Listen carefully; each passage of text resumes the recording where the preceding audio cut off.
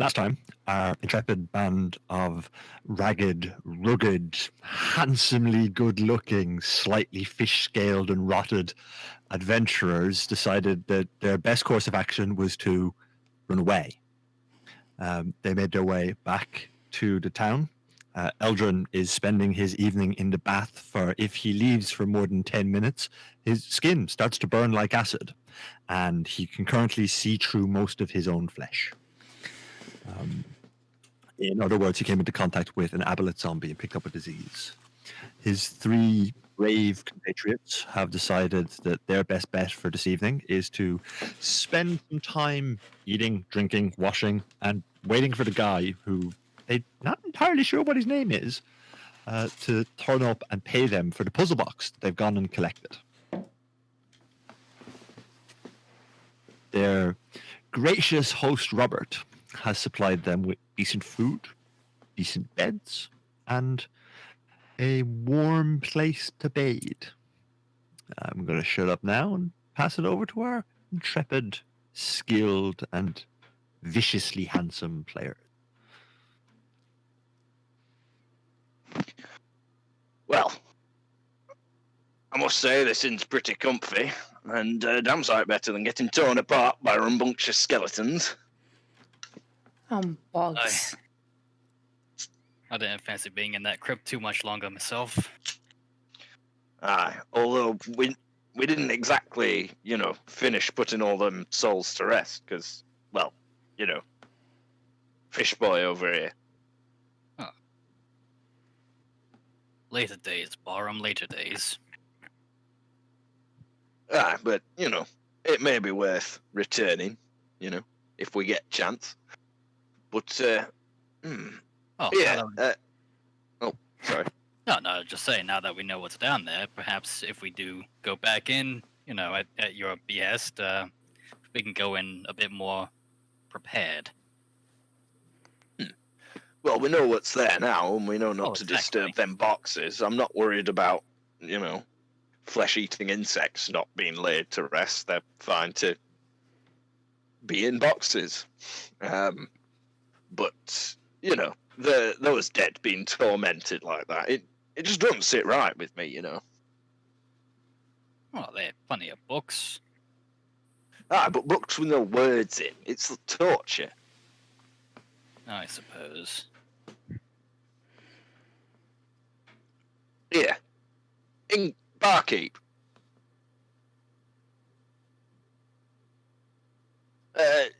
Any idea what time this fellow who wanted puzzle box is coming through?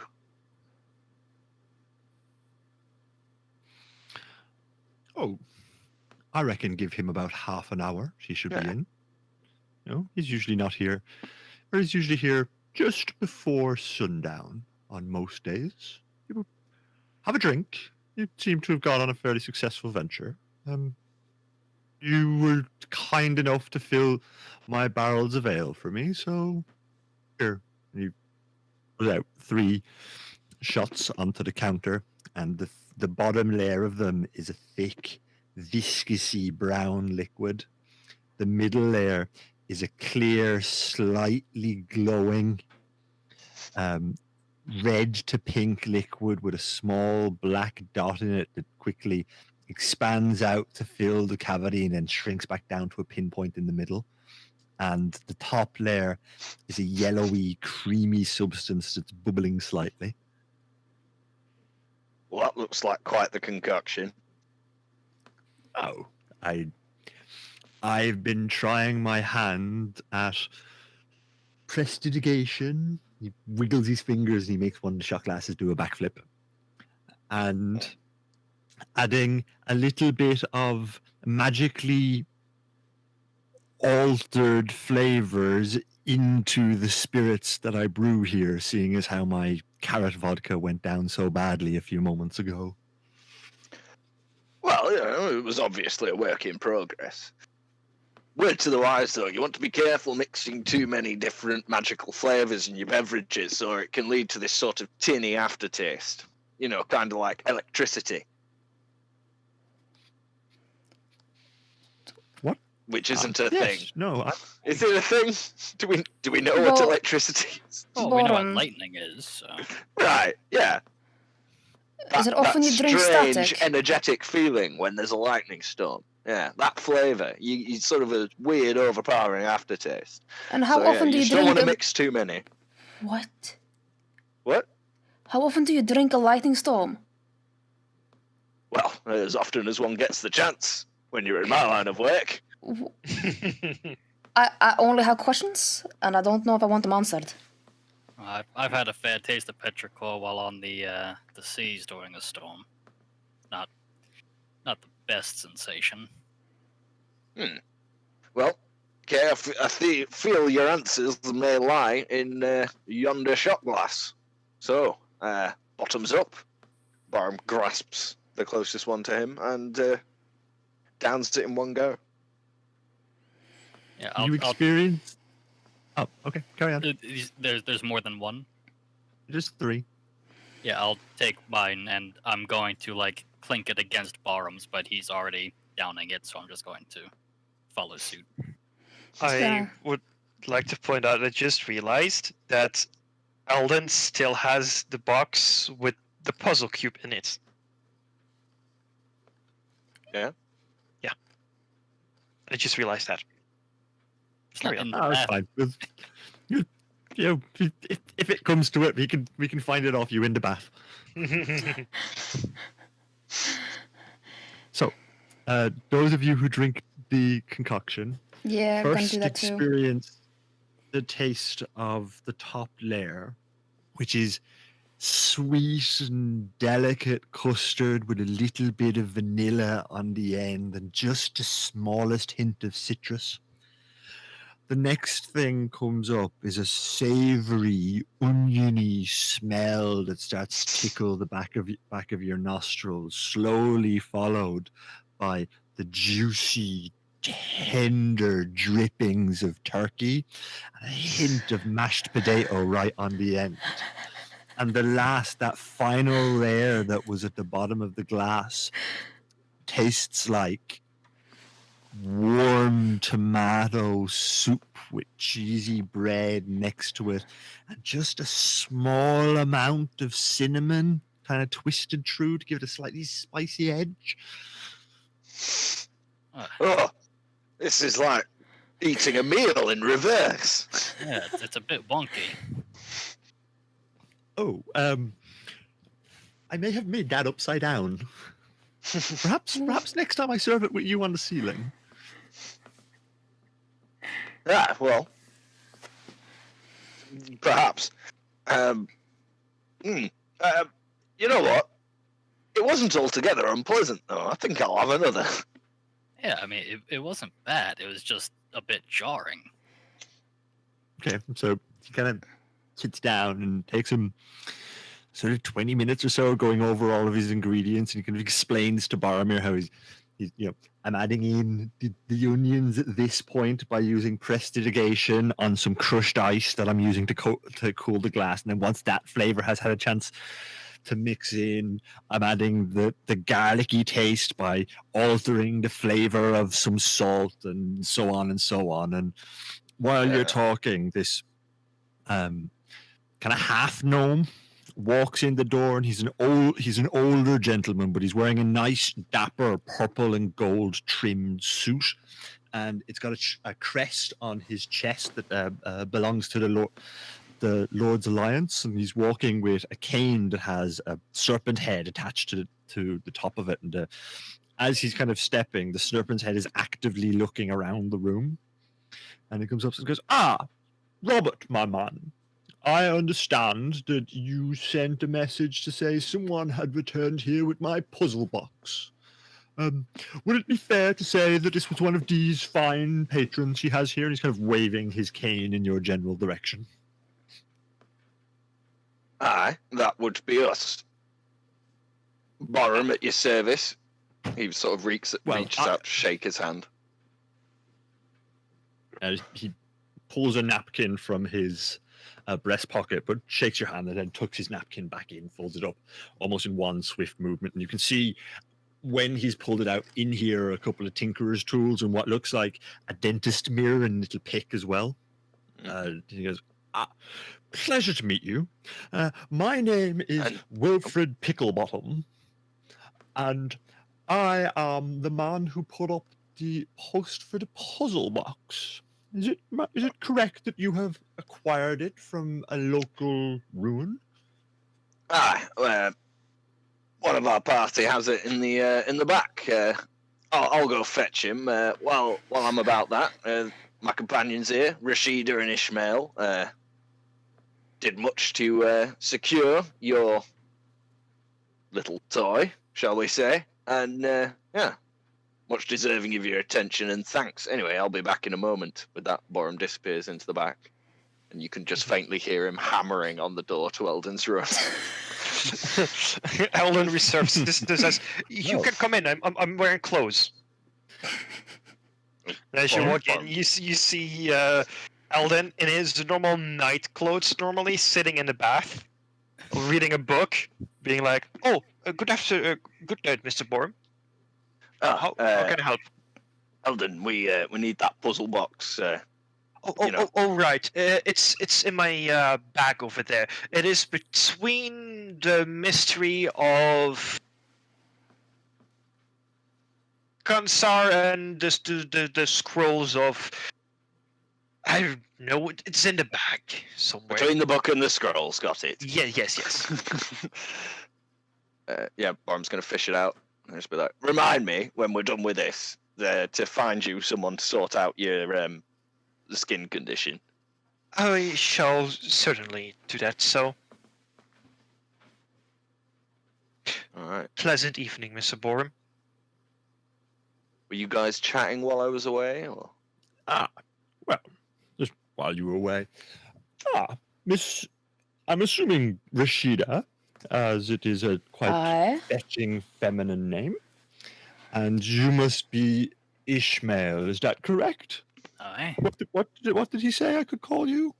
Oh, you can call me Ishmael. Judging by the looks of you, this was a rough and tough adventure that required some form of physical exertion. Is that a fair assumption? Oh, I mean, I think more than half of us faced death right in the eye a couple times before we managed to scarp her out. Well then, perhaps you will be the kind of people I need in the future to fulfill certain roles that I require. I, upon occasion, have need of adventurous sorts like yourselves. I do happen to pay fairly well. I believe the agreed upon amount for this was 300 gold, was it not? I believe so. I'm going to fishes into his pocket and roots out and hands you 30 platinum pieces. I understand that this will cover the amount. Do you have a residence here in town, or will you be staying at the inn should I have need of your services in the future? Or are you registered with that Blackfield Guild, the mercenaries, the sordid lot? We only recently came to town ourselves, found ourselves in a bit of trouble. But I believe we're just going to be staying here for the time being. No residence of any stability in town. Well, are any of you familiar with descending? Oh, well, before we make arrangements for me to contact you again, I'm assuming, and maybe unjustly, that having gone out and multiple of your companions stared death in the eye, as you so put it, is this something you have a taste for now and would like to earn a little bit more of that, how do they say it on the docks inland, cheddar that I've put into your pocket? As long as there's no more bugs, I'm fine. Don't even get me started on the bugs. Don't even get you started. Yeah, sure. I'm sorry, Rasha. That was a bit poor taste, but I know you're recovering. But my mind. That's just an injury that you can't recover from. Yeah, I suppose so. But we're getting a bit off topic. Yes, not so much the staring death in the face pod, but the cheddar I could always use a bigger hunk of. All right. Well then, Ishmael. Ah, Borum, have you got my puzzle box? Yeah, it's in here. He offers the sort of case that it was nestled in. He takes it. Does Wilfred have a token, or is he standing outside? I just don't have a token for him at the moment. Okay. I don't have a fancy enough gnome. Draw a smiley face. Which we can use somebody else's token. This isn't Wilfred, but this will do for where he is. Okay. He's a bit shorter than I expected. I could hardly find him. He's a gnome. In terms of his actual height, he is only about 3'1". And because his ears are more rounded than a gnome probably is, his lineage is quite watered down. He's certainly not a full gnome. There's definitely a bit of halfling in there. No, but yes, he takes the puzzle box off Barham and he tucks his cane under his arm and he starts quickly kind of turning the puzzle box. He goes, yes, this is exactly the thing that I was looking for. If you don't mind me I asking, sir, what is it you require with such an artifact? And what is Well, it?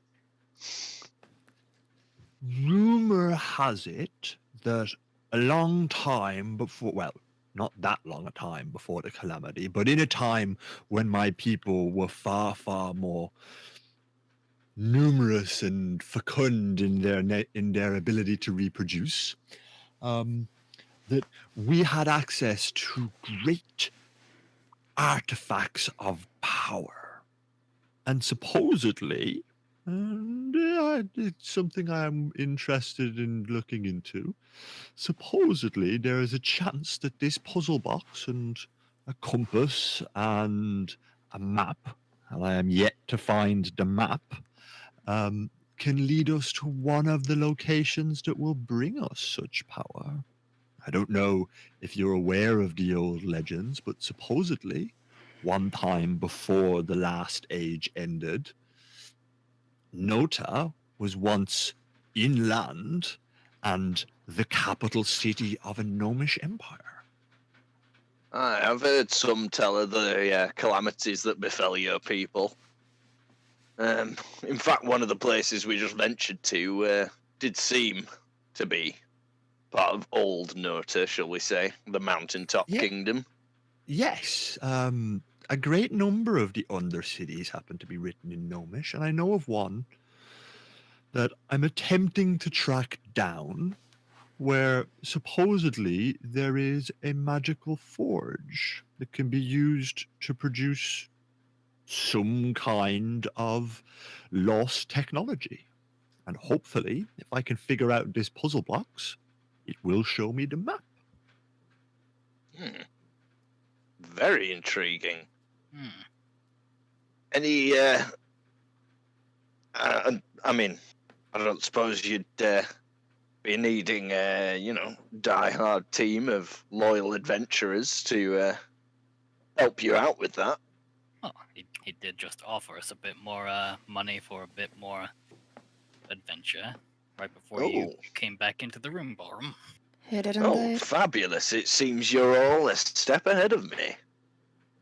Well, that was kind of my point. I imagine your group is made up of two capable fighters, and judging by your stein that you're carrying, dear cleric, you are from the mighty Brewistery.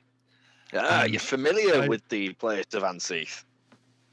I am familiar in the sense that I am not familiar with the nights that I spent with the Hanseat clerics when they came here for the festivals. I know they happened. As it should be. The recollections of the mornings of the following 3 weeks after that one intrepid night are the closest experience I have ever had to being on a deathbed. You know, However, our legends say was I that during great intake of alcohol, the god Hanseath hands down forbidden knowledge, which is so powerful that it excoriates your very memories of receiving said knowledge. That's the true cause of hangover, blackouts, and brownouts. It's forbidden knowledge. It's not just the booze. See, I would have put it down to drinking a beer that was an inch taller than I am. Which, I mean, that's how you get at the very best forbidden knowledge. So Real wishes to be perpetually drunk. Yes. Have I not made that clear yet? No, you have. It's just starting to make sense. Right. If you want to be truly in touch with the very nature of reality, you have to be at least 3/4 drunk all the time. That's the way you really get through. All right You then. learn to function on the booze. Let the booze become you. That's a slippery slope. I'm not gonna tread. It's not a slippery slope. It's a glorious stairway.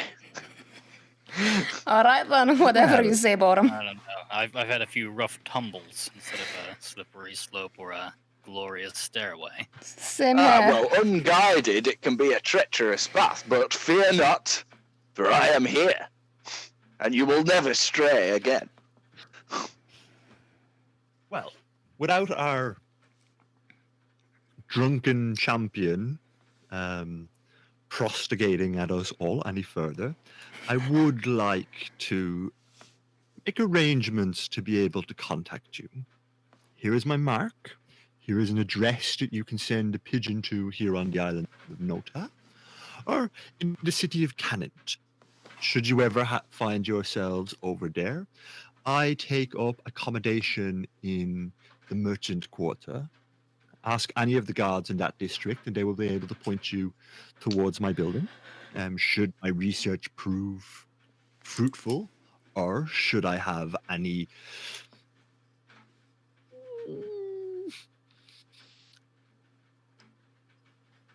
physically exerting, morally taxing, dangerous, fetching quests for you to go on, I should be more than willing to provide you with further compensation in likes to what I have done for you today. And if we were to find ourselves in the capital, so to speak, what exactly would we be giving your name as, Master? Pillbottom. Wilfred well. Pillbottom in Canant. It helps to be able to travel under any name you want, but unfortunately in Canant you need to have a name to have an address. They are sticklers, aren't they? I just wonder how some of those races with, all of the extra vocal cords manage to get away with names like but we have to stick to just one. Well. You're spending time in the wrong part of Canada, it sounds like. Oh, no. They are all the most wondrous types of Canant. From the very sewers themselves to the mighty highest towers of the lords. Every brick in that city is wonderful and filled with more mysteries than anyone has ever been able to fathom. And now you're just lying. But the beer And is pure coin, swill. dear, coin. No. Beer is too expensive and pure swill.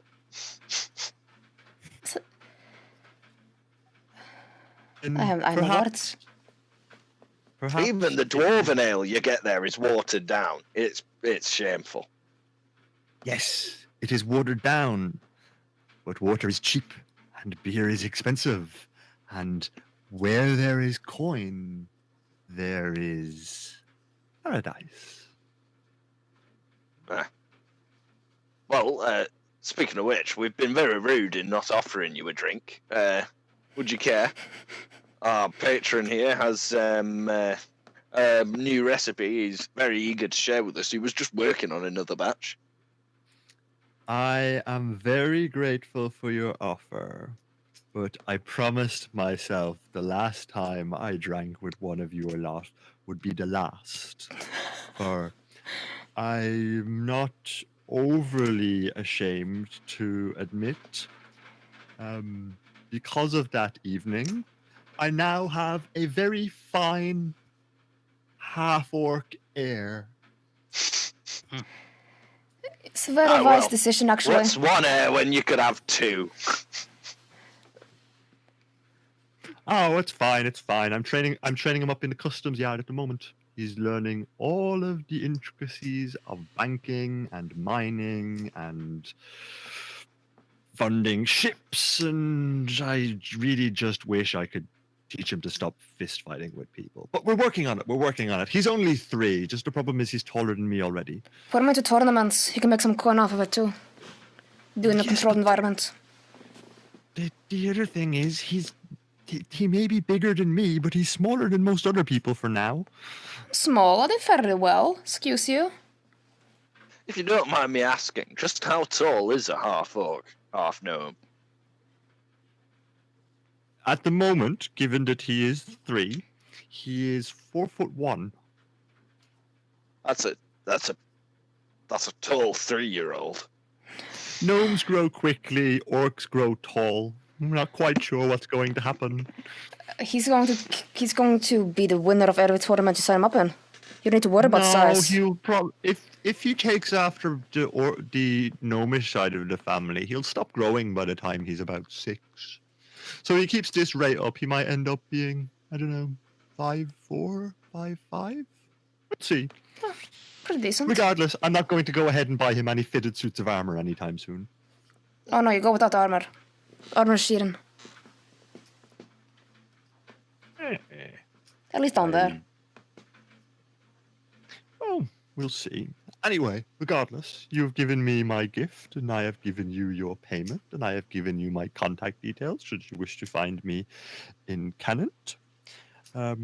I will take my meal with you, though. Do you have any more questions for me before we eat for the evening and I leave to catch my ship? Well, a couple. Yeah, barkeep. We could do with that evening meal.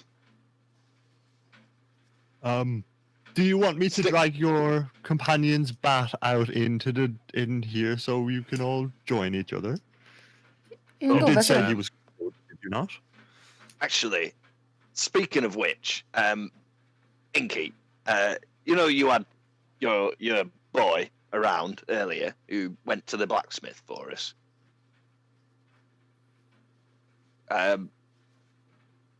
The other day, I just remember there was some little mite hanging around. Yes. But I was just wondering. Yes, we had the Tabaxi fella do it for us, yes? And the Colossus. That's right. We our slightly translucent friend needs the care of a cleric, more particularly skilled than I. I was just wondering if there was anyone in town you could send us to, or fetch here. Oh, we can have especially for a sick man, we can have a cleric come.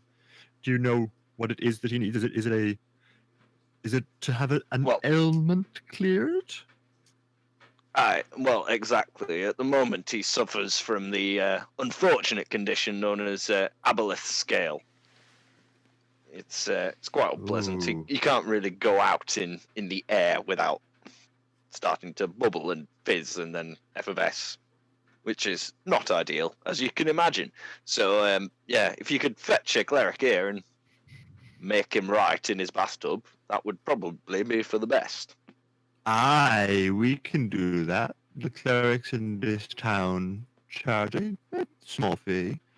I didn't understand that you needed the services of a cleric. I can perform such a deed for yourselves. He takes his cane out and he walks in, raps on the door to Eldrin's rooms and goes, "Ah, sick man, do you need the services of a priest?"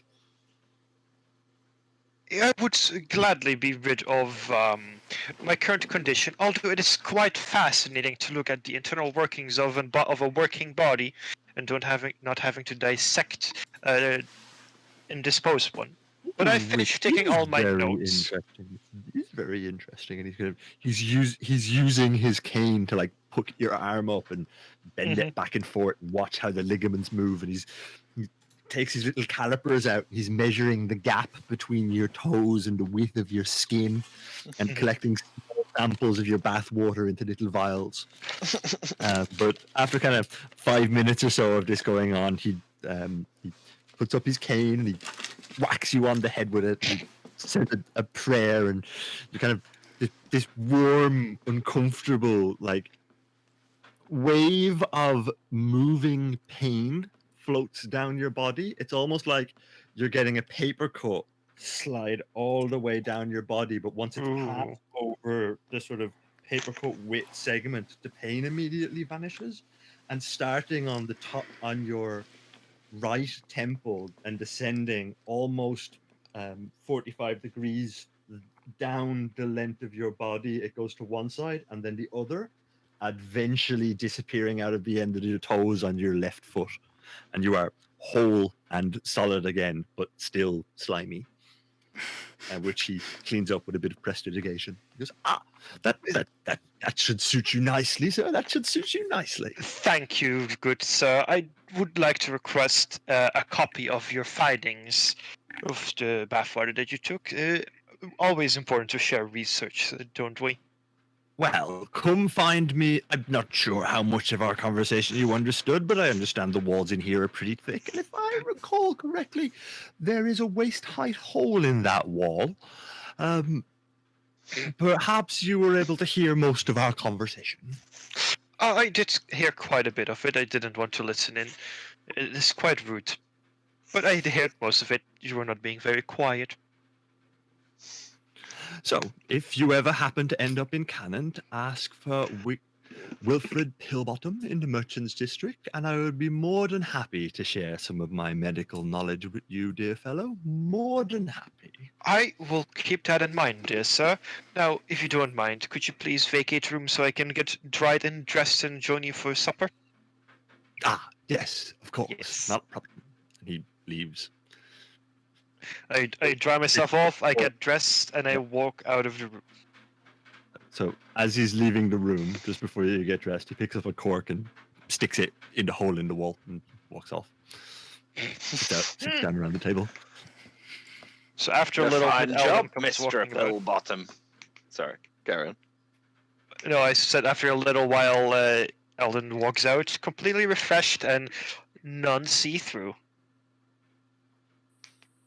Ah, Eldon, you're looking much better. I feel much better. Fine bit of work, that, Mr. Pillbottom. Fine bit of work indeed.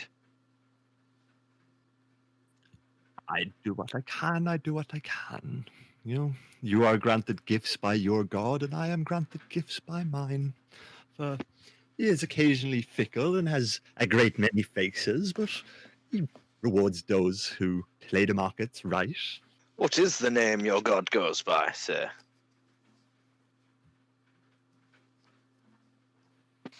My god is Mercury. Occasionally Hermes, sometimes Loki. You know, whichever one is most akin to tricks and knowledge and coin. I see. Well, Anseath can be a little tricksy with his blessings from time to time. But the message is that, true growth lies in chaos. That's where change happens. Ah, chaos. Chaos is something that we can both agree upon, my dear friend. Chaos is something we can both agree upon. Now, organized chaos. That's even better. That's what we call a feast. That's what I would call a good plan, a big army, and a boat ton of profits to be made from ancient arcane knowledge lost to the years. Mr. Pillbottom. You Yes, I said don't believe that we... I've gotten your name before now. Oh, I'm terribly sorry. My name is Eldon Alinth. Pleasure to meet your acquaintance.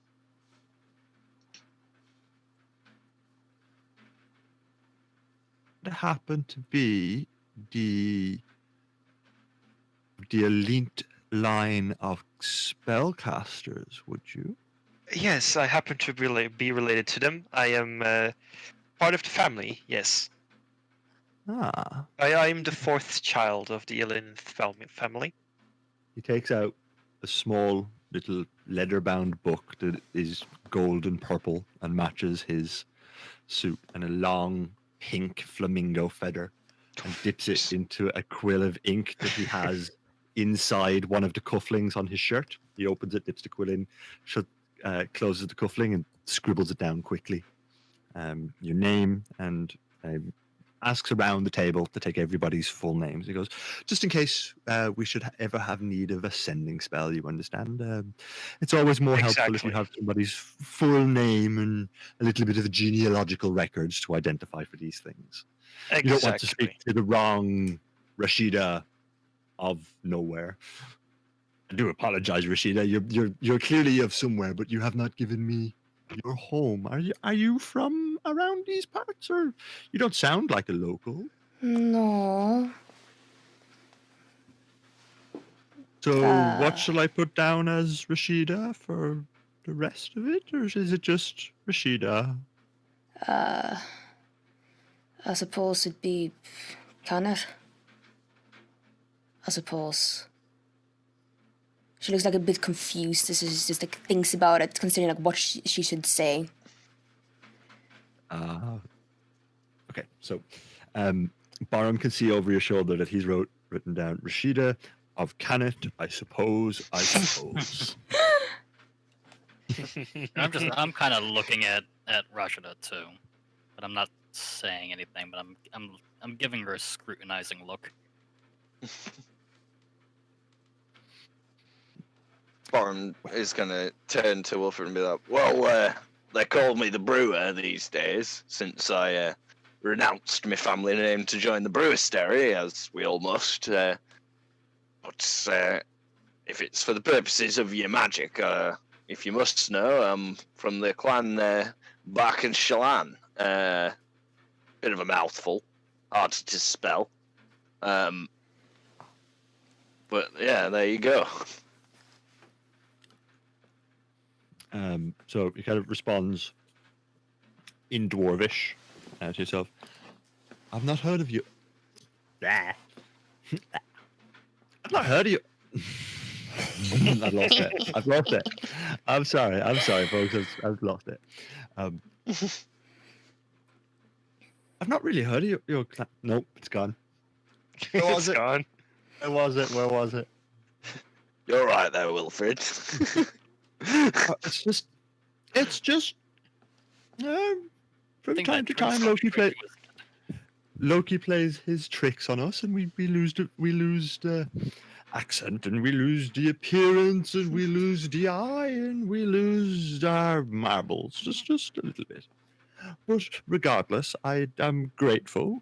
And now he's responding in Dwarvish to yourself, saying, I have not heard of your clan name before, but I am sure they are of great honor, for my familiarity with the dwarves is only in passing.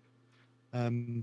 However, we do a little bit of trade for some drift stones from time to time has come up. Me and my company were on an idea of perhaps there would be a way we could recreate the old airships, but it turns out we weren't able to acquire enough of the stones, which Is was a great shame. is my drift globe like just kind of swirling? Because I never really take it off my belt, so I imagine it's always just kind of like bobbing around my head. You do, yes. It is the same kind of stone as yours, but we need it in several thousand, well, yes, almost 1,000 negative tons of the stuff, you see, and finding portions that are that large that have not simply drifted up from under the ground and left wherever it is that those stars inhabit in the area we call the ether has proven rather difficult, you see. It's hard to hold on to things that want to float away. So you're saying that this thing, and I'm tugging on it like a child with a balloon. Like even in a larger size, it would still float. Supposedly, we've never been able to find a large enough amount to test the idea. Huh. I'm not quite familiar with anything, magical. So Well, I read it in a book.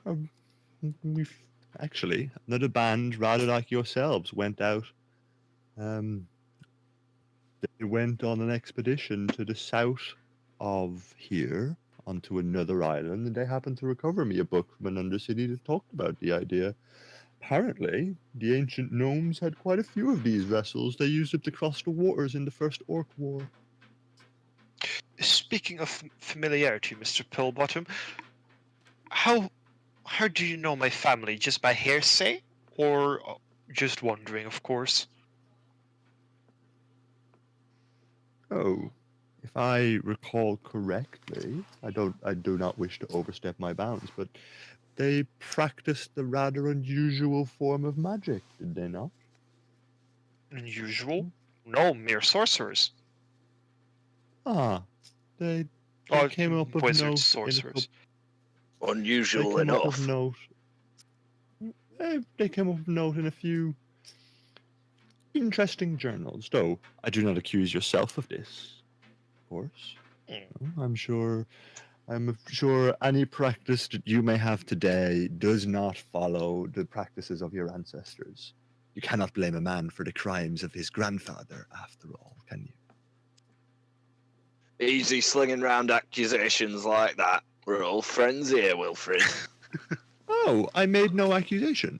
Surely you are not responsible for the crime of your grandfather. Let's, for argument's sake, say, Borum, that your grandfather once stole 100 pounds of mushrooms. Then I would have to repay that debt, for that stain forever tarnishes the honour of my family. I mean, I've of course renounced all ties to my family, but even then I would feel the blow on a personal level. Aye, but surely you would never even know about such a crime. That in so far back in your descendants, like 4 generations back in your descendants, that it may be mere rumor, and it's hardly your responsibility at all. In a world where creatures, stones and trees bear memory that far outlasts any of us, it's well worth doing your best to account for dishonour. Whether it was yours or an ancestor, because others will hold you responsible for it, no matter your feelings on it. I wish to know what this crime is. I don't think it's ever come up in any family discussions. However, and I don't have the best relation with my family, so it is also very likely that they just never told me. You should not accept any slight on your family's honour. If you're not aware of it, I merely then I'm wish to sure know. you've got nothing to be ashamed of, and you should feel right in defending your family's honor. It was I that. would like to know. Well, then I will come out with the truth of it. What I have heard, I am not aware of whether it's true or not, but your name or your family's name has come up in the occasional document of deeds of certain cults. You know, practices on the instructions on how to make pacts with demons for extra power. As far as I know, I my accuse you family of no does such thing, not. sir. No, I know. As far as I know, my family actually despises that practice and is all about the merit of a person on its own. So I don't understand where these accusations come from, frankly. Where did you hear this, Mr. Wilfrid? Yes, even I did not hear of Somebody's this. spreading dark rumours about my friend here. And I don't think any of us should be best pleased about that, especially if we're going to be associates. Well, I don't really mind that. I plan on leaving the family anyway, but I never knew of this.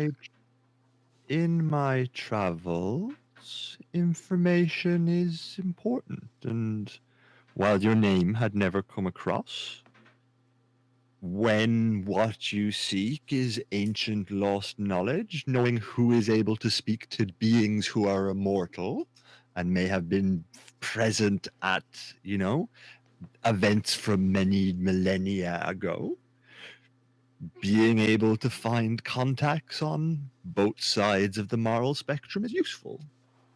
Perhaps it is not your family directly, but simply a name that someone on your matrilineal side has married into. I did not know this. Well, then they're frankly hypocrite for a lot of practices within the family. Aye, Interesting. but would you not, even among us clerics, would you not admit that those who are most often, sorry, I apologize, those who are often most strong in their beliefs, or at least most loud in their beliefs, are also very often hypocrites? I would say so indeed. It is a very obvious statement to make. If that is true, then my father and grandfather do not believe their beliefs as much as they wish to instill upon us. Well, this has been enlightening, Oh, actually. we are going back. Oh, what am I now? I'm 308, and I read the book.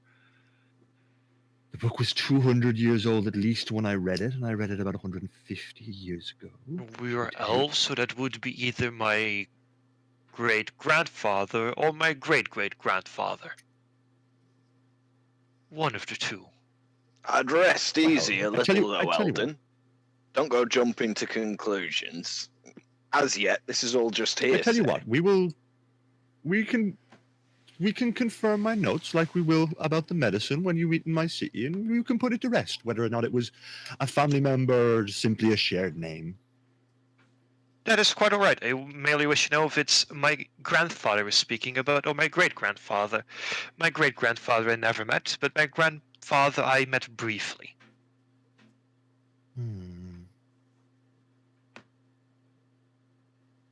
Does the name Albridus mean anything to you? Does it mean anything to me, DM? Oh, I'm asking you. Uh, The name Albridus mean anything to you? I might have heard it mentioned before. I don't Probably not know your exactly. grandfather then. No, I wouldn't say so then. Oh, Well, interesting at least. But well, these are very grave accusations. oh, Imagine the horror of the family if they found out about this. Accusations are nothing, my dear child. I have been accused of a great many crimes, only some of which I've committed. Understandable. Well, let's move on to less heavier subjects than families dealing in demons.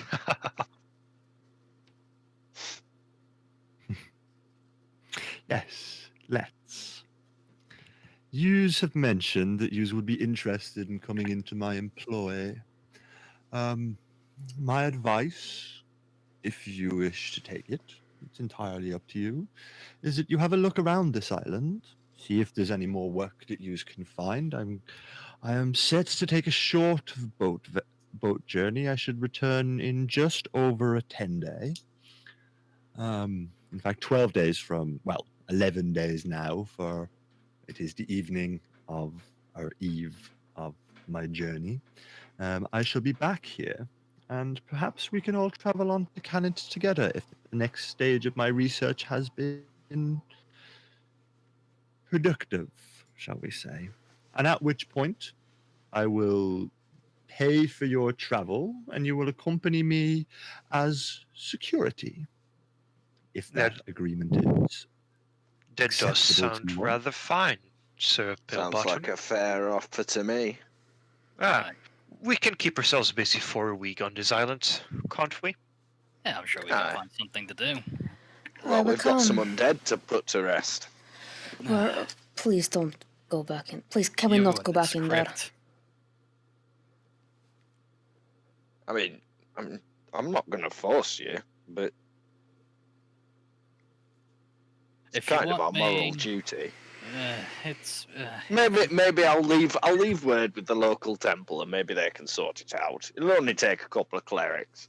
I mean, if you really want to go back down there, Barum, you're my friend, and I'll help you. If there is no other option, I will accompany you as well, but I would much prefer that we not. I do think I there's mean- more stuff on this board. I'm gonna, while we're talking, I'm gonna get up and retrieve it. I We haven't don't really have to healed go from the back first right time. away. Okay. So, on the board, Ishmael. Pulled Yeah, it you off see- and I was slapping it on the table. Right. So, on the notice that has been slapped onto the table, but just before you do, Wilfred has concluded his meal. And he goes, "Well, if yous are on to looking for other employment, I will leave yous for the evening to do whatever it is you wish to for the next week. But I will find you here. I will try to meet you here in 11 days.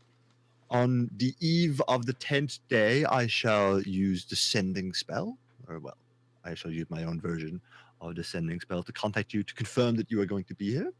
If none of you respond, I will assume you either dead or that you are not interested in taking up my offer of work, and I shall travel on without stopping in Nota again. Is this agreeable enough?" Sounds very agreeable, Sir Pillbottom. Alright, kind of do you jump have one of us in down. mind that you're gonna contact? How about we do it in alphabetical order, dear fellows? Alphabetical order. And then whichever one of you can answer shall be the one who I speak to. You will have about 25 words to respond. It's easy enough. Alright. Doing my best With to that, use he jumps 25 down. words to say yes or no. With that, he jumps down from his stool. For himself, he puts it quite low on the ground. His cane walks up. His cane kind of is next to him. He folds up his little book and puts it into his thing, folds up his napkin, and kind of walks out with that slight little click on his cane as he goes, shutting the door behind him. As Ishmael looks down onto the board, you can see two job notices. One is a recruitment flyer for the Blackfield Company, who are looking for more people to start shifting caravans up to the north side of the island where a mine has recently been opened up, and another for the Carpenters Guild in the city, who are looking for willingly donated bark from a dryad. and Well- they give directions to a dryad tree just outside of town. Well, a day's travel outside of town. Well, fellows, I'll be honest. I have no idea how to convince a dryad to give us any of its bark. It's never been a strong point of mine communing with fae. They just give me the creeps. So, One of the most surefire ways to do it is to threaten to burn the whole tree down unless they give a small piece of it. Usually the survival instinct weighs out, but I don't think that doesn't always work, and it's a bit of an extreme measure. Do you that threaten does seem a little dryads bad. often? No, it is just well recorded that with Fae, luring them into the fight, flight, or something else instinct is the best way to parlay with them. Make them feel like they have no other choice but your choice. Otherwise, they will always try to squirm the way out of it. Not too sure how threatening something under pain of death is related to willing. Yeah, that sounds more like coerced. Yeah, I'd have to Coerced agree. willing. It is They are what it very is. different It is just, things. it is not my personal opinion on these things. It is merely what is stated in the books at the Academy. Mind you, these books are more often than not 500 years or older, so they're quite outdated on their social policies. I don't think we should be going threatening any dryads.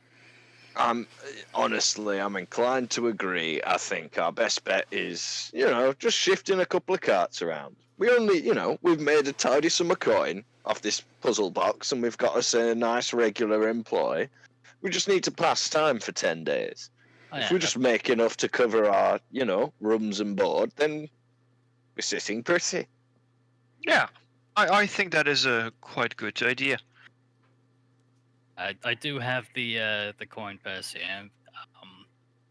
He gave us platinum, which isn't the easiest thing to divvy up evenly. I don't know if there's a banker or a cashier nearby that we could get this converted to gold. They must have some sort of bank in this city. We should check tomorrow during the day to see if we can exchange it into gold or silver pieces, whatever is more easy to distribute among 4 people. I thought Robert, were you about to speak up? Oh, yes, there is a bank in town. However, if it's platinum, and I understand that you guys were interested in going to the blacksmith does enough trade here with the ships that come through that he can probably turn some gold over, especially if it is your intention to buy some goods off him as well. He may be able to take your platinum and in exchange return you a few items, and then whatever is left of your total can be worked out into gold pieces. Could possibly do that. This is indeed a possibility to do. It's a good idea. I feel though Maybe in the morning. perhaps that's better to be done in the morning when we've all Aye. rested. However, at some point, 300 gold.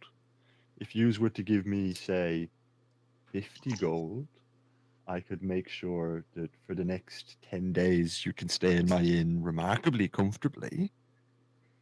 And you wouldn't have to go in search of any employment or spend any more time staring death in the eye. well, sooner or later the gold's gonna run out, though. And having a nice extra is always good. So we could make use of the 50 gold investment and then so go out looking for gold and come out richer than we could have been before. Yeah, I don't mind having like the inn paid for so that we can rest our weary heads. Mind you, I will have to go to find the books that I was sent to get and pay for them and bring them back to the academy. It is lucky that now we have gold and a transport within the next 10 days back towards the mainland. towards Kenneth, where the academy is also located, I would presume. Yep. Yes. Yes. To where the academy is located, so I can accomplish my mission. So, yes. As long as I can do that, then you won't hear any problems from me money-wise at the moment. Well, so then, are we making this investment, or? I would say Well, yes. It think was so. it was less a suggestion of an investment and more a suggestion of I empty your pockets by way of you emptying my ale stores and spend a week, well, drinking and sleeping. I mean, that is a tempting offer, I must admit, but at the same time, our gold stores are not endless, and And a whole week of doing nothing doesn't sound particularly appealing to me. it's not nothing, it is drinking. That doesn't appeal to me, Mr. Borum. I don't mind pushing a few cards around for a few extra coin. I've got things that I want to do in the future, and I can't just frivolously throw all my earnings away drinking. Also, I've heard there's a particularly delicious local mushroom that you can use to flavour a kind of mead that we make up in the north. It's quite sought after because you can't get it up there. So, I mean, travelling across the island might be a little interesting. I'll keep my eye out. Yeah, maybe we could secure 100 pounds of that mushroom.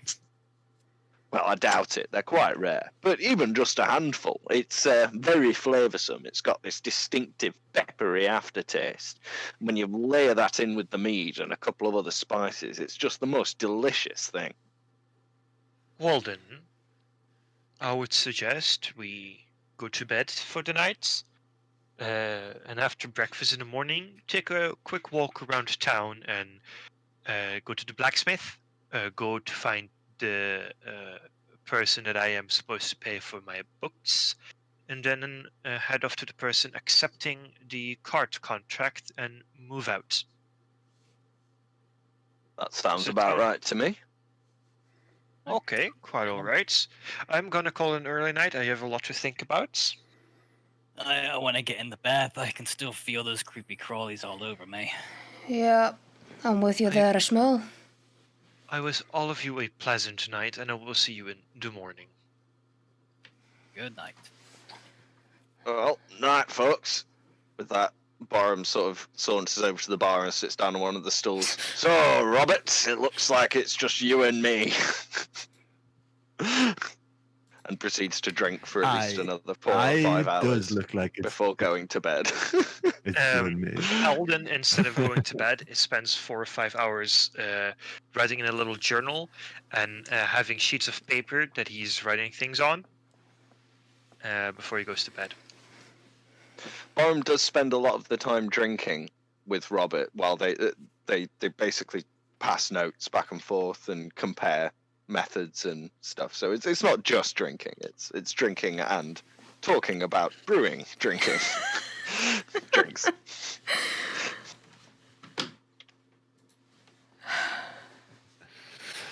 All right. And I'm gonna spend the evening. Like I'm in the bath, but before I get in, I take out the stone of good luck that I took from the crypt, and I'm playing with that in the bath because that just seems to be my thing now. So I'm like listening to the musical chime, and I'm just like seeing if it floats and just kind of just entertaining myself with it. It doesn't float, but it does sink slowly. And you do also notice again, while you're in the bath, your sense of smell is stronger, and you got gills. Even without putting the other orb in the water, just me Even being in the with- water does it. Just you being in the water gives you gills. Huh. Well, that's interesting. I'm gonna let the luck stone sink to the bottom, and I'm just going to kind of submerge and watch it fall, and just kind of grow acquainted to breathing water. Okay.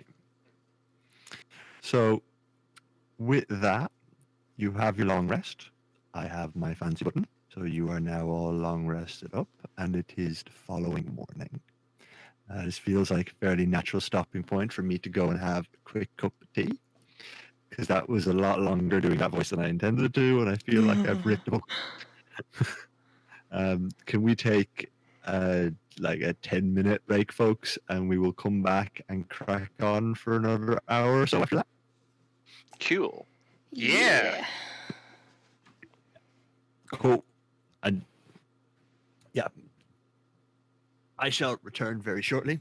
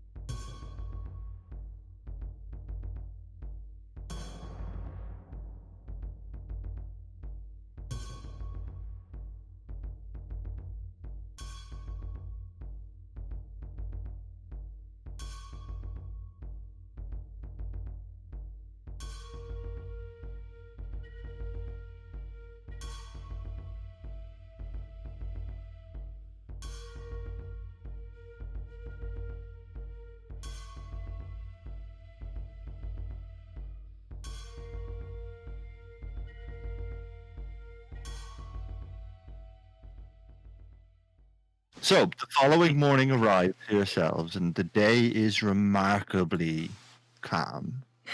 The fish are chirping in the air, diving in and out of the water where they go down to grasp another mouthful of fresh water to fill their gills while they chase the flies among the area around the docks. The roosters are crowing, and there are a great many fishing vessels that have come back in from the previous week, and it appears that there has been a bumper catch. Spirits in the town are high. Your breakfast was pancakes with syrup, pickled herrings, and fresh fruit produce that has been recently dried and turned into a nice kind of caramelized marmalade. Obviously, not all served on the same plate unless you're all borrowed. Unless you The ale that Baram has produced for Robert this morning was of particularly fine quality, owing to the conversation they had about their brewing the previous night. This being the third barrel means that Baram is now out of debt with Robert. For those of you who are interested, he has managed to make a cinnamon and peppermint liqueur that has just the faintest hint of chili peppers. Most people would call it disgusting, but with their combined tastes, they've decided that it is miraculous and nothing but. It's called on rare. There are two places of interest for our group to travel to this morning. They can head over to the blacksmith, or they can head to the Blackfield Guild and find out what's going on there. Alternatively, you do have the option of heading over to the Carpenters Guild to find out just what it is he wants dryad bark for.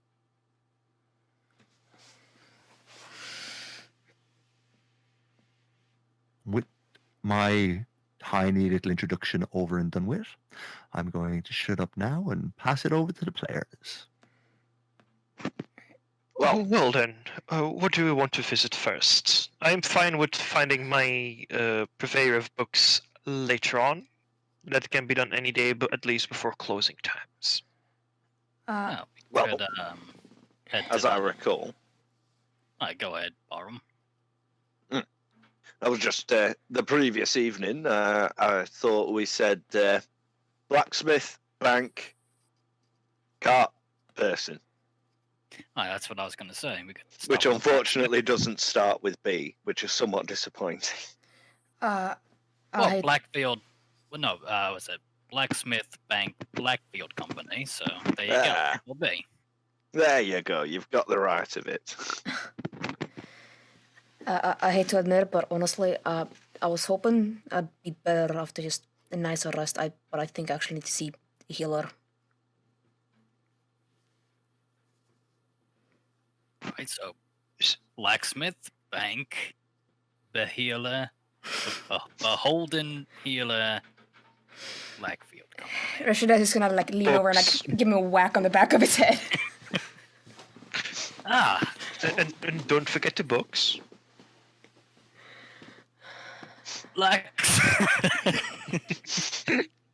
Blacksmith, bank, Voodoo Doctor, books, Blackfield Company, Sounds good. bar. Ah, that's the plan. I thought we weren't doing the bark. I thought we were just taking the Bacart.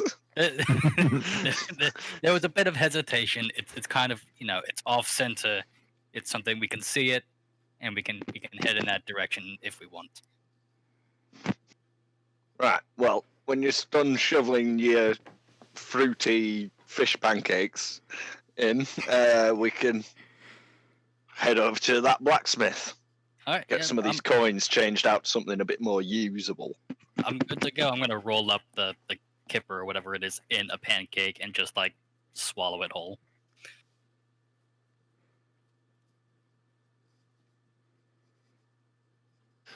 And because of the rice flour, slightly more chewy than you would expect it to be. So I'm choking, trying to quickly eat this fish pancake.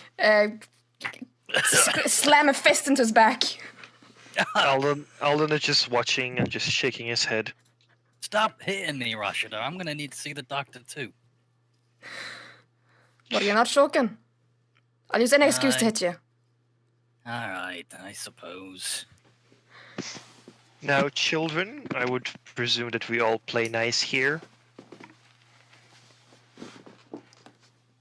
And then he realized he called them children. He went like, "Am I really that old?" Yeah, just because you're an elf, Eldon. I can make you feel like you're older. Oh, Ah, no, you're not that really? much older than me. Well, I don't know your exact age, Mr. Borum, nor do I really want to know. Well then, let's be on our way, shall we? Let's Aye. get a move on. So, as I said, the streets are busy. Everybody's got work. Everyone seems happy. You were given a bit of a lie-in by your hello, kitty cat. Hello. Oh. You were It's a given a bit babe. of a lie-in by your Tabaxi, and the Tabaxi has turned up to come and say hello. He's asked you what do you want from the blacksmith, and remarkably, he runs away again. You have decided to make your way over to the blacksmith, and as you travel through the town, yes, you're very cute. Yes, you want to be famous. This is the best interruption in D&D I've had so far. I don't know why, but the voice in my head is having a moment. Hmm. So, as you make your way over to the blacksmith, you're moving away from the dock, so the town becomes less busy as most of the people have headed down there. There is, the same number of guards who are here, but everyone has a smile on their face. Everyone is in a good humor. You come to quite a quaint little building, considering the work that he was able to provide you. And there's just a single blacksmith in there this morning. And human male, brown hair, kind of strong jawline with just the faintest hint that there might be a little bit of elven in his line, maybe a quarter or an eighth in there. There's a slight peak to his ears and that unusual slight spiral in his irises that occasionally follows elves. And as you come up, his door is swung wide open and he's pumping away on his bellows, and there's a whoosh, whoosh, whoosh noise off the bellows. And as he strikes his anvil, because of the acoustics of the building from outside the door, it almost seems as if it is a howl of wind that is coming out and hitting you.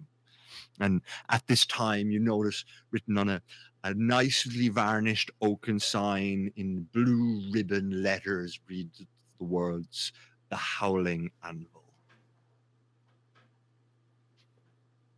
Well, I can see why they chose that name. I can hear why they chose that name. I'm feeling quite out of my depth here. While my childhood did include some basic combat training with some weapons, I am not that familiar with them myself. So I would highly suggest that I do not take the foreground in these negotiations. You can always learn, you know? I mean, I always could, but and then he motions to his posture and his overall physical build. I don't think I am that suited to wield weapons now, shall we say? That improves as well, you know that, right? It's better to have a weapon and not need it than to need one and not have it.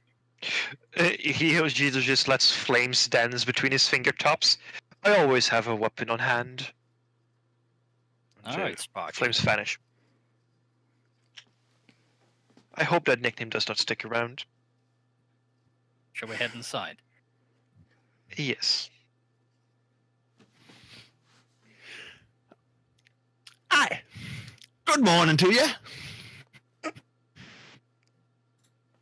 Good morning. What can I do you for today? Oh, we've recently come into some coin, and we're looking to possibly exchange it for some goods. Oh, well then, you've come to the right place. I have goods, you have coin. I want to get rid of my goods, and I want to have your coin. Splendid. So, what do you need? Iron and leather is what we specialize in around here. Well, steel and leather, if I'm honest. There's a lot of carbon in here, but it adds to the toughness.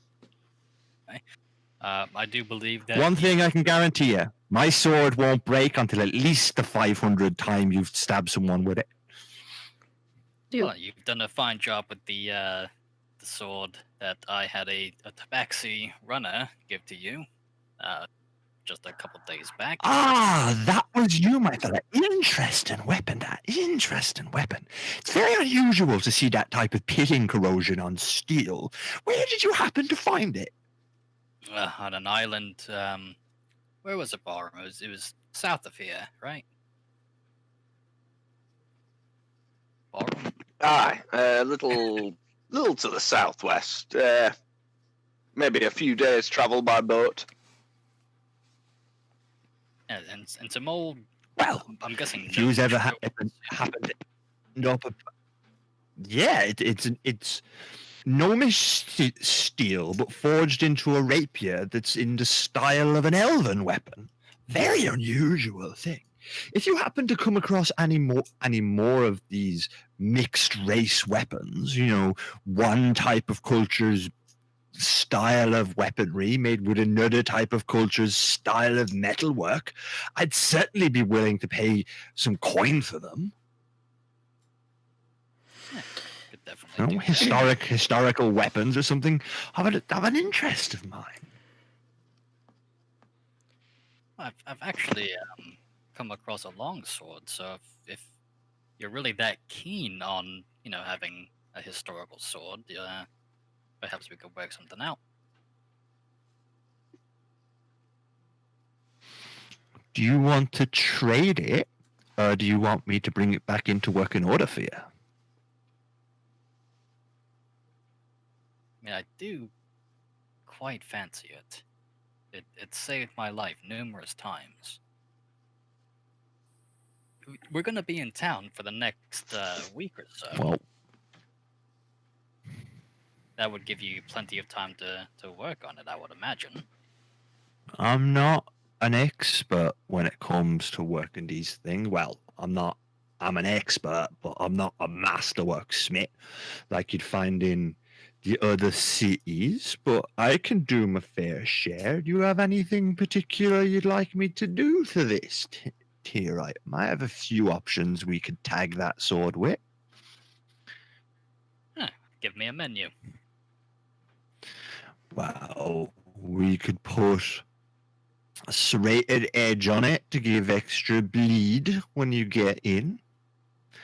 I could weight the handle a bit more to balance the sword to give you it's more likely to go where you point it, make it, give you a better chance of hitting your opponents. Or alternatively, I could sharpen the thing and make it so that when you do hit somebody with it, it's more likely to inflict a serious wound. Any one of these things would cost you maybe 75 gold or 300 to have all of them done. Quite a pretty penny. Borum puts his hand on Ishmael's shoulder and goes, "Easy there, Ishmael. Don't spend all of our money on a fancy blade on our first day out on town." Yes, don't. I still want my share of the money as well. Don't worry, I've already done the math. All right. 75 gold is what we each get a piece. So I can spend all of my share on something fancy for myself, and then, with the change that we get, I can give you all your share. All right. Although, while we're here, How about this then? How about this? If you want the long sword brought up to speed, I will do the work for you for 50 gold, and you throw me in the rapier. Although, if I am honest, looking at your arm, dear sir, you do strike me as more a nimble fighter than the brute force kind. Perhaps sticking with something more finesse is a better idea? Yeah, If I'm not being too bold. Oh, no, not at all. I mean, I grew up on the sea, but, it was more keeping my balance and keeping the ropes taut and not really moving freight, so a bit more nimble is a bit more my speed.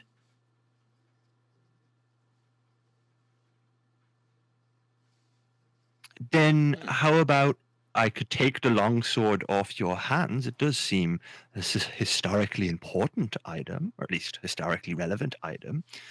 And I could balance your rapier with a day's work and 50 coins. Yes, I think that would be the best. Of the options you gave me, I think I was most keen on balancing it. I wouldn't want to see too much of this sword taken away, if you know what I mean. It's so old as it is, and it just seems, not to say it would be damaging to it, but to give it a I edge. understand. I understand that it would involve adding old metal or adding new metal and removing old metal, and it would take away some of the glamour of Exactly. such a fine implement. So yeah, If you happen to want to throw in an extra 10 gold, I would do the work for free to silver the weapon.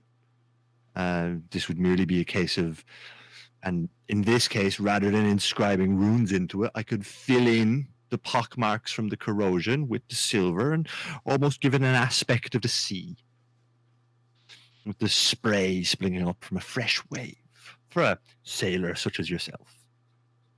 quite like that idea. I think you have yourself a deal. Well, come back to me tomorrow morning, and I will be more than happy to get this working to have this completed for you. In fact, are you still staying in the Flooded Clam tonight? I believe we are, aren't we? Aye. for the I night, don't yes. have anything pressing, and with all of my staff off helping to unload that bumper fish crop that they have brought in, how about I put all of the details into this, and I will have it brought over to you just before sunset this evening. That's much faster than I expected. Well, the one thing I can do in Stroves is work hard. And if While nothing we, else, oh, sorry, you were not If- finished. if nothing else, The noise off this anvil is enough to make me work hard enough to make sure that I get out of here as quickly as possible. While we have you here, sir, you seem to have a fine eye for ancient items and such. While we were delving in a dungeon the other day, I found this. He pulls this sort of silver tankard out of his pack. He's like, I can tell it's magical, but I'm not 100% sure in exactly what regard. You wouldn't happen to be able to shed any light on that, would you? Normally I don't, but magical enchantments on metal I have a bit of a parlay with. Let me have a look at that. Do you mind if I take it for a moment? Well, be my guest. Okay, so he takes it and he inspects it and he kind of looks at you. Well, it's a fairly distinctive ruin on the outside. Here, he reaches up and he pulls a white bottle of spirits and he goes, taste this. I will take a slug.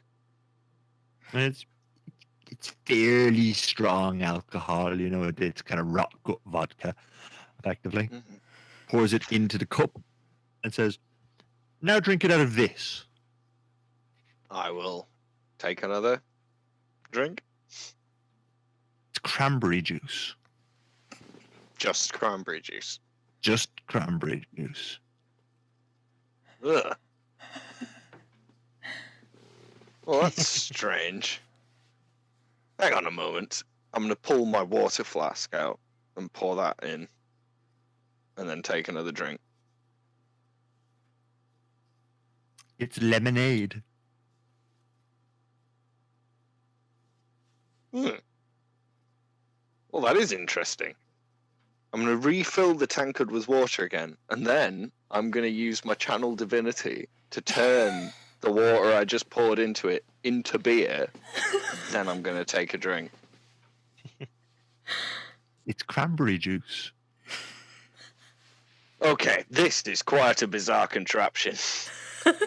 What's going on, Bob? You look displeased. It keeps turning things into bloody soft drinks. Oh no, a terrifying thing of it. Can I see it? He passes it to you, looking slightly put out. I'm gonna take the tankard, just kind of stare off into the distance for just a moment, and dribble as much saliva as I can into the tankard, swirl it, and then drink it. Oh, that is not okay. It's prune juice. Ugh, yeah. There's something foul about this tankard, Borum. I'm not dead set on it, you know. Tell you what, Mr. Hold Mr. on. Smith, Can I try something with that tankard? if you must. Yeah, she's going to pull out a dagger. She's gonna do a cut in her hand to put like blood into it. See what happens. Whoa, Rashida, that's a little extreme. Eldon is looking at all this happening with just Roll a d4. an undescribable emotion.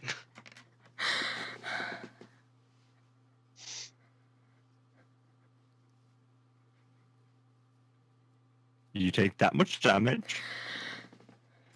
And it's cough medicine. That is cursed. She's like dropping onto the ground. It's like that's not okay. Cough medicine. Well, I'm just going to pick it back up again and turn to the Smith and just be like, Mr. Smith, this... I don't think we're going to have a use for it, and I personally find it something of an affront, but you seem to be a collector, so maybe you'd be willing to, you know, part with some coin for this valuable and intriguing artifact. I don't have a great deal of coin on me. That's why I'm kind of in need of your coin, but I might be willing to trade you something for it. Well, I do have this lovely hammer, with which he sort of unslings from his sort of belt and sort of places on the table with a sort of dull thunk. It's it may look somewhat plain, but by my eye, it's pretty old, and it also glows whenever you're near the undead, which is, interesting. But maybe you could do some work on this for me. Like this before, but the problem is, because this item is already magically enchanted, I can't make any real modifications to it. However, I would be willing to trade a modification and a non-magical hammer for this one, plus your tankard. Well, I mean, apart from the glowing and the presence of undead, do you think it does anything else? I don't know. How long have you been around it? I mean, a matter of maybe a week. Ish. I tell you what, come here. I happen to have a hot billet here that has been made with blood in it. Special request for a couple of the tieflings in town. I tend not to ask questions. They pay well. Strike the iron while it's hot, and let's see what happens. All right then. I'll take a swing at it.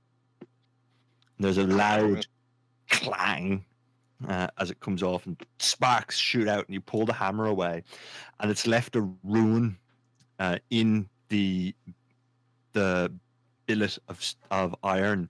And looking on the rune, give me a religion check.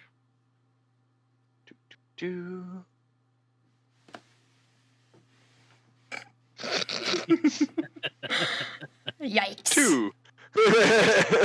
Yeah, that's a rune. Nice. Do you want me to take a look, Borum? It appears that you are not too keen on what you found here. Well, it's made a strange mark on this metal. You're looking at it as if it's a postcard from your grandma. Well, Could you perhaps be looking at it upside down? History. I should roll religion. Whoops. Click the wrong thing, DM. Oh, click religion. I'll take your first roll. Oh. Religion is intelligence, isn't it? Or is religion wisdom? Religion is intelligence, yes. So I'll take your first roll. Oh, okay. It's a mark of Orcus. It appears to be Lord of the undead. It is the mark of Orcus, demon lord of the undead, slave driver of the 9 hells, and proprietor of souls. Well, when you say it like that, it sounds a little sinister. Oh, sinister indeed. Orcus is well known for his cruelty. Maybe I ought to be rid of this thing after all.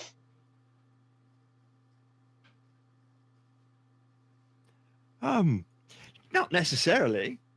It could just be, you smack the undead thing and it marks it as a foul creature of Orcus. Just because it's leaving this mark on it doesn't mean that it has to be an evil item.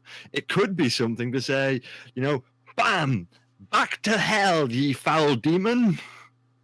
I mean, that could certainly be the case, but I have not wanted to know about these things. Religion is not my strong suit.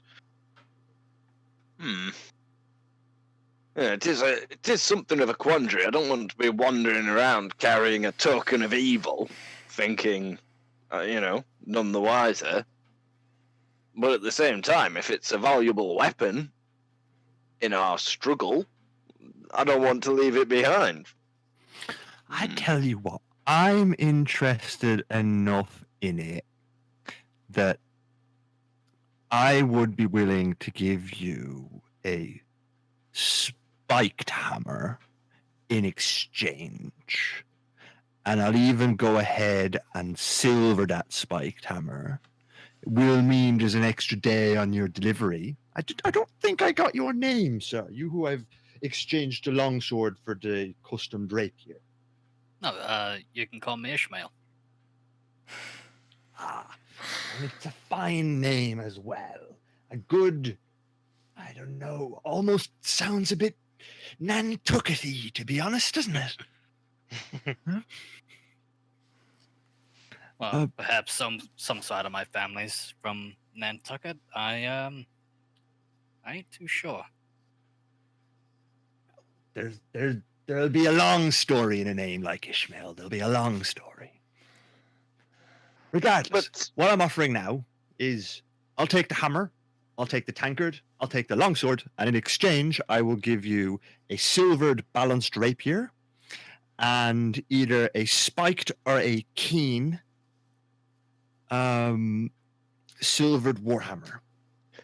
and just quickly, in real terms, what's the what difference can I expect in handling from a keen warhammer or a spiked one?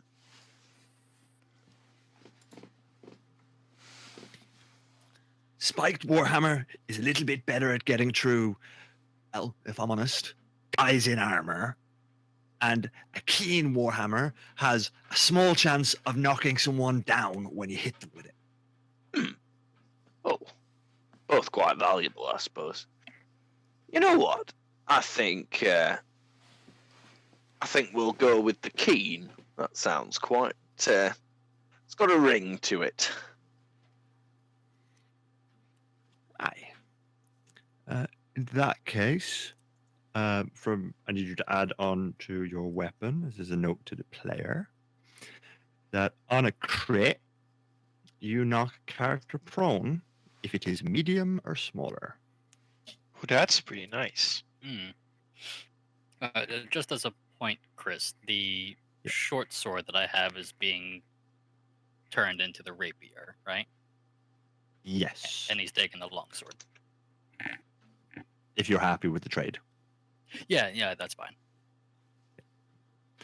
And then silvered means they count as magical, but they don't get a +1 bonus. Just, magical for the sake of things with resistance. Is the warhammer And- silvered as well, or just keen? Boat will be silvered. Alright. I'm kind of handling them as you have them now, but you don't, just to get all the gamey stuff out of the way. I'm gonna drop And rapier in now, but I'll take the other stuff out later. The rapier is also +1 to hit because it is balanced, but not damage. Okay, should I drop in just the rapier, or is the rapier +1's damage, isn't it? Or Yeah, is that just a rapier, and then I'll have you customize the items thereafter, because this will now be your thing. You can upgrade it if you want, and every additional upgrade costs you more money. Right, so if you want another upgrade on your weapon after this point, because you've got 2, it would cost you 300. Because he's done 300 worth of work for each of you and given you the weapons in exchange for, a magic hammer, an interesting longsword, and a magic tankard. Neat.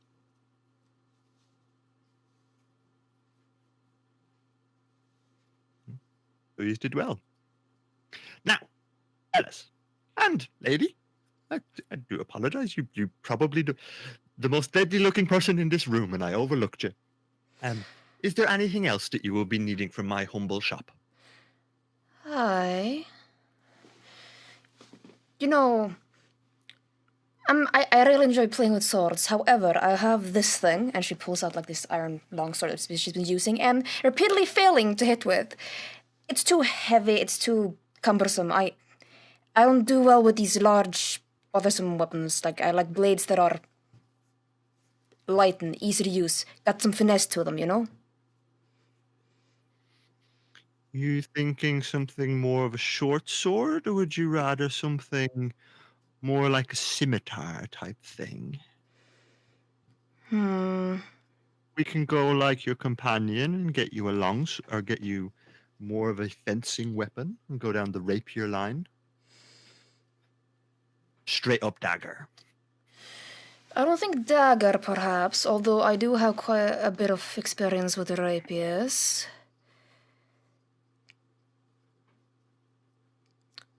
Although, perhaps it's time to try something new for the moment, at least. Not sure. But what kind of blades? What do they look like? Can I try one out? Well, you certainly can't stab someone in here, but Oh no, I just have a hole few in it. options. Let's see. For those more finesse, I have a range of short swords. The most popular in this area is the gladius. It's a leaf-shaped blade with a cutting edge on both sides. Very Or interesting. did you have anything particular in mind? Not exactly. Perhaps something a bit pointier, I suppose.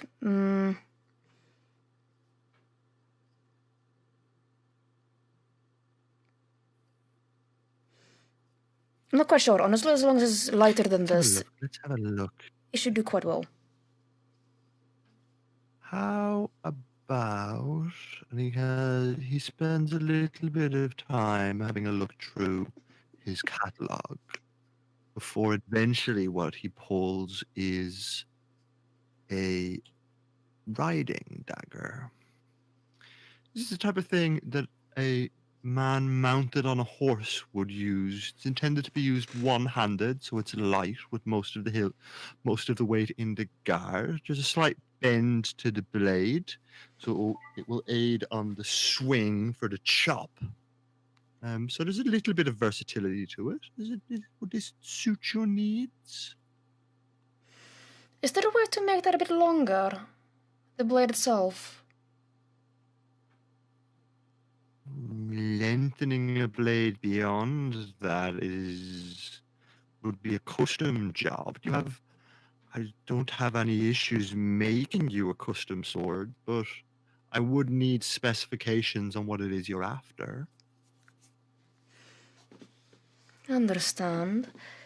So, it's question to the DM. How long is the blade roughly itself?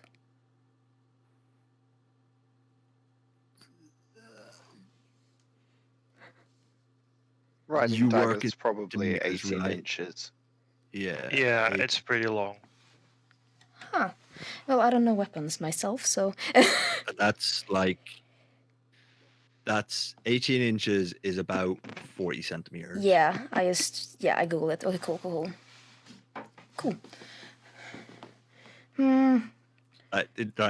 If you want sword talk, you gotta give me something. Yeah, Right. I know. I can't just gonna be able to pull it out, okay? I know. You know what? Perhaps that is enough. Well, would you be interested in this thing in the part trade? And she just lifts off the iron sword, the long sword. Me 15 gold and we'll call it even. Yeah, sounds fair to me. I'm good with that. He takes the long sword, takes 2 platinum off, he returns 5 gold pieces.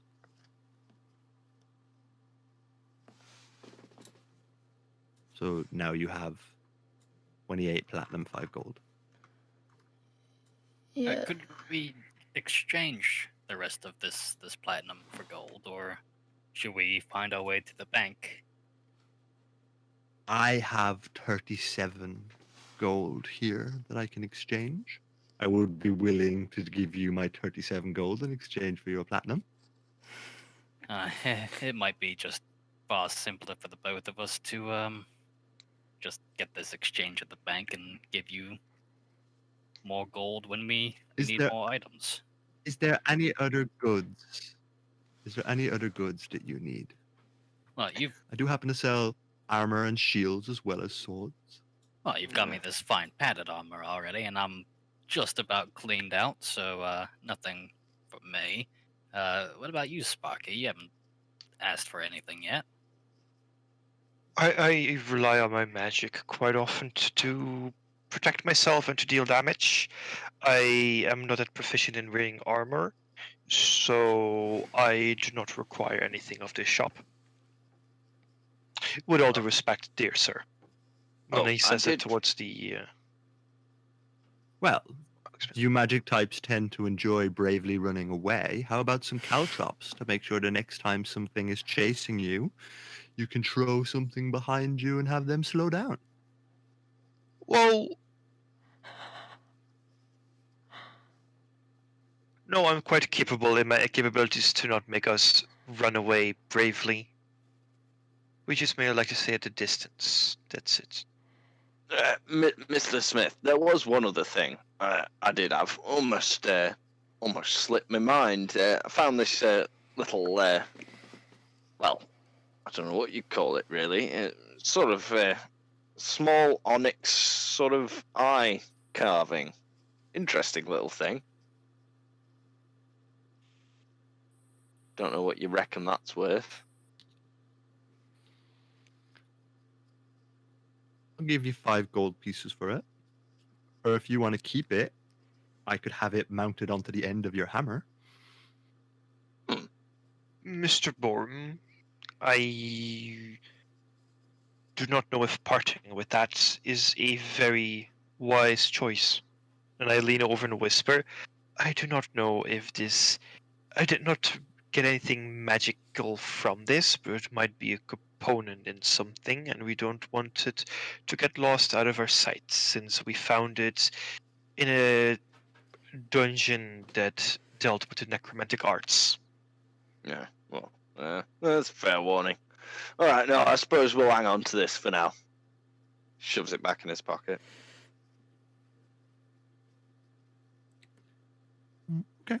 I do also, if you're interested, I carry some tools if you need any. I have artisans' tools for most of the major trades: carpenters, cobblers, cooks, even masonry tools for the dwarf, Well, weaver's tools for our sailor if you need to make some rope. masonry's a little out of my remit, but I don't suppose you've got, some good demijohns and, some decent brewing gear lying around. Most of mine was lost when we were taken captive.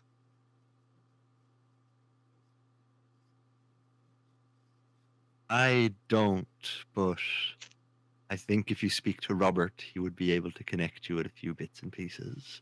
The man has an Well, awful habit of being able to acquire just about anything he wants in the city. I think it's the Tabaxi and that colossal half-wit that he has working from him. they seem like useful sorts. I mean, I Aye. myself thought I wouldn't see any decent gear until I made it to Cannon, but, I thought it was worth asking.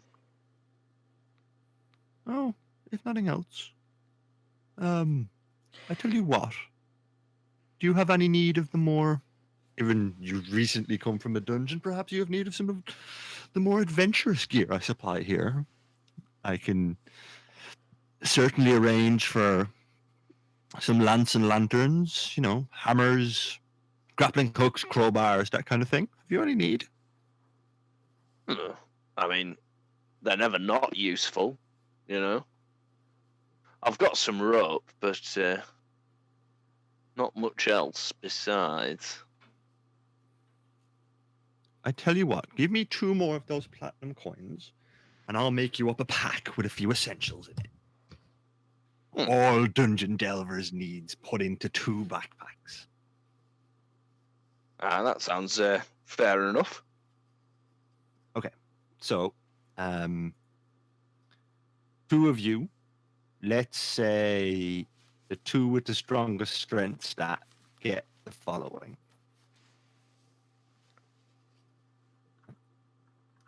Ready? Yep. You get a bag of 1,000 ball bearings. A bell. A bell. One of you get a bell. Yep. I'm in danger, cling-a-ling-a-ling-a-ling-ling. A block and tackle. Crowbar. A grappling hook. And a sledgehammer. As well as a mirror. and a flint and steel for starting a fire. Hang on, sorry, I'm as far as sledgehammer, crowbar, grappling hook, sledgehammer. Then what? Mirror and flint and steel. Mirror. Steel. Cool. That's it. Remind Oh, me again and- exactly what a block and tackle is when it's at home.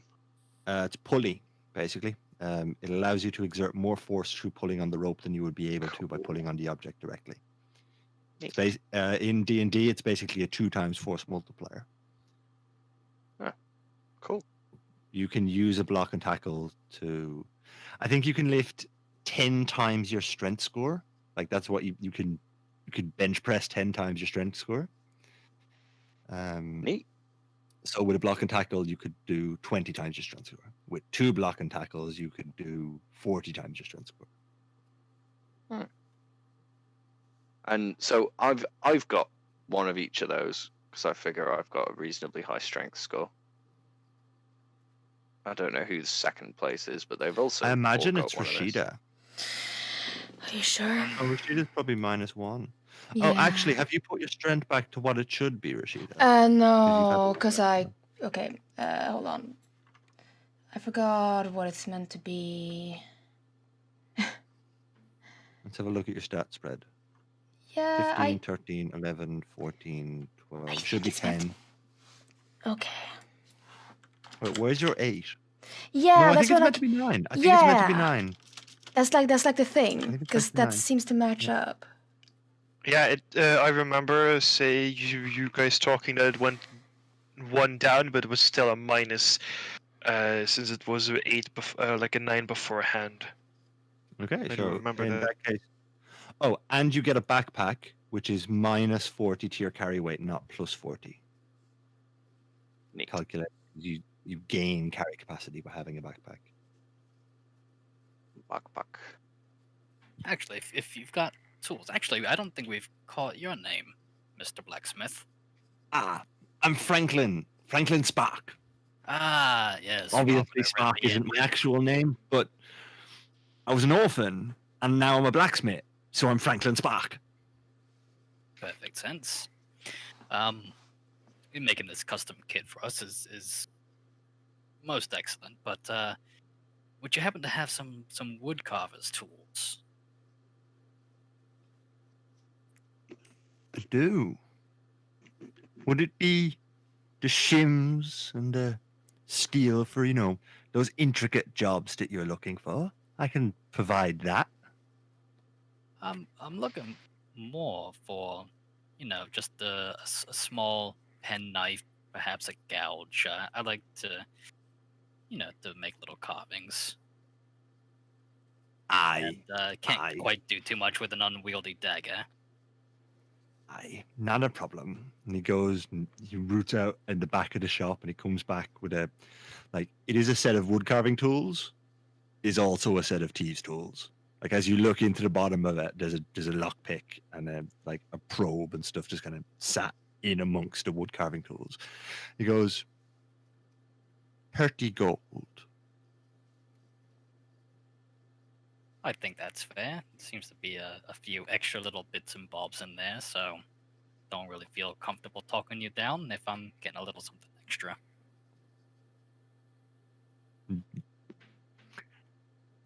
Aye, not a worry, not a worry. Taps his nose.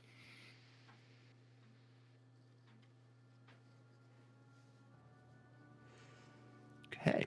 Well, I think our business here is Any concluded. more business for you guys? All right. And with that bit of business concluded here, guys, that's going to be tonight's games concluded. We're going to flow over next the same time next week, where we will go to wherever our handsomely intrepid, vigorously, violently death-staring party decide that they want to go. Books. Oh boy.